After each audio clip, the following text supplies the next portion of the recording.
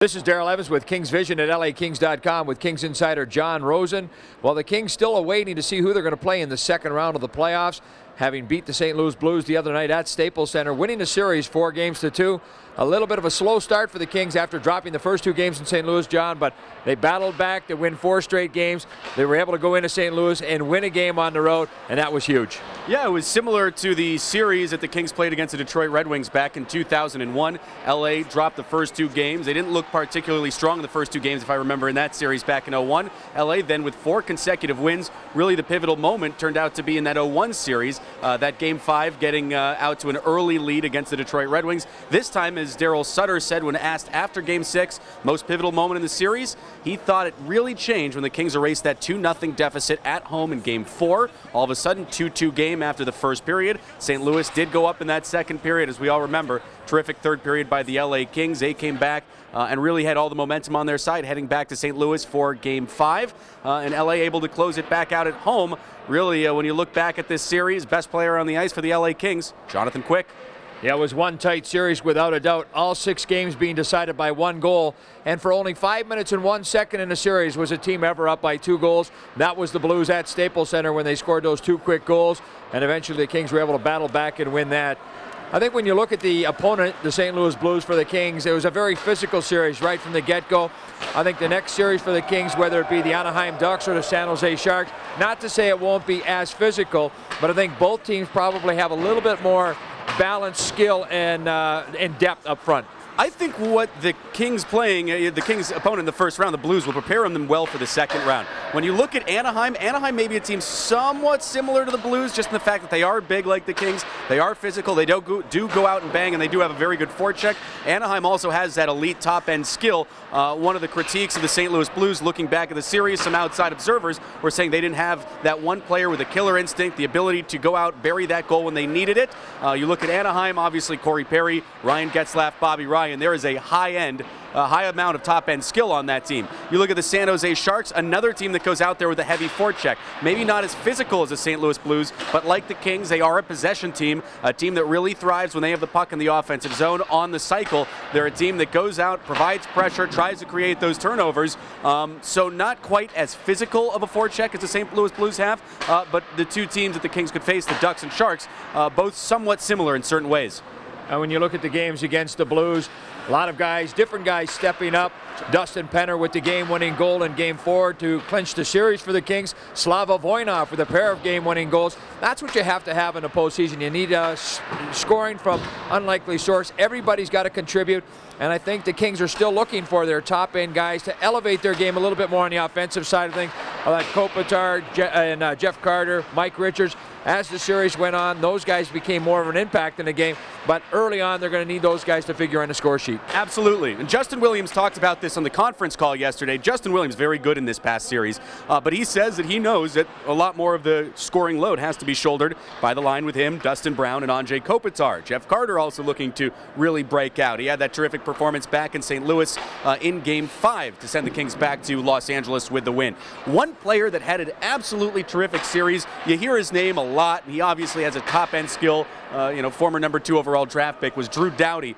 He had that key goal to give the Kings a lead, which was very important in Game 6. But in terms of what he was able to provide from a defensive standpoint, the minutes that he was able to log, in the overtime win, he logged a career-high ice time in that game.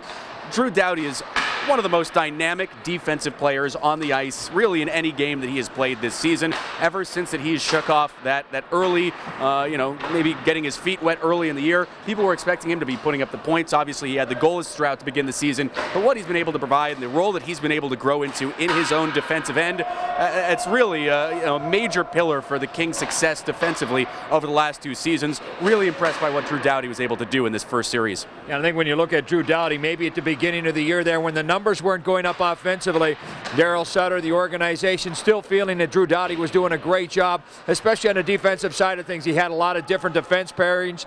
You look at, he was playing with Jake Muzzin, Keaton Ellerby, who was just acquired, came over. So a lot of different guys in or out. He was the stabilizer back there, so I think he put a little bit more focus on the defensive part of things. No coincidence that when Robin Regehr came on board, all of a sudden Drew Doughty's offensive numbers started to go up. I think he felt that trust issue, knowing that he could rely upon his partner, and he really elevated his game. A huge goal by Drew Doughty. in Game 6. He's definitely a player the Kings are going to look to be an impact in the next series. He's got the ability to be able to control the game at both ends of the rink. Truly a superstar in this league. Absolutely, and he anchors a defense that was very good. It really improved as the series went on in that first round. Lots of praise from Daryl Sutter to players such as Regier, as you mentioned. Obviously, also in the back end, Slava Voinov had several timely goals.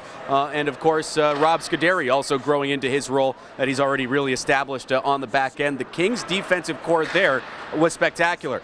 Jake Muzzin, somebody that looking to replicate his march that he had. Obviously, you want to see him have a little bit of space to be able to free his shot up. There aren't a ton of power plays in the postseason, so he didn't have as much of an ability to be able to go out and show what he has, those elite offensive talents, the release, the heaviness of the shot. He's somebody that's still looking to grow into, and hopefully that first round series will allow him to continue to grow on the defensive end, win those battles back behind the net, continue to help this team out. But overall, when you look back at this series and the fact that Jonathan Quick, who was also stellar, had that goals against average and that his career save percentage in the playoffs is .945. There's a lot to be proud of, and there's a lot to be encouraged by this Los Angeles Kings back end here in the Stanley Cup playoffs. Yeah, definitely Jonathan Quick really elevating his game. At the end of the regular season, you could start to see it come, but in the postseason, he's definitely taken it to another level. Just ask the St. Louis Blues. Specialty teams always play a big part in postseason. Kings penalty kill outstanding, led by their best penalty killer in Jonathan Quick between the pipes. On the power play, that's an area I think the Kings are going to have to look to elevate their game, especially if it's a series against the San Jose Sharks, who scored a ton of power play goals against Vancouver. Those are areas, and not necessarily where you worry about the percentage, but it's the timing. And the Kings' power play have to just be a little bit more, play with a little bit more desperation, get more pucks through. Absolutely. They've been moving the puck well. Just want to correct one stat. That was Jonathan Quick, .945 save percentage the last 2 seasons in the Stanley Cup playoffs. But looking at the power play as well, the team has been able to move the puck. Yeah, you saw them really move it quicker back at the end of the season. You saw them capitalize early on. Obviously, Jeff Carter getting some key goals late in the series as well. Drew Doughty, somebody that also has that ability to unleash that shot.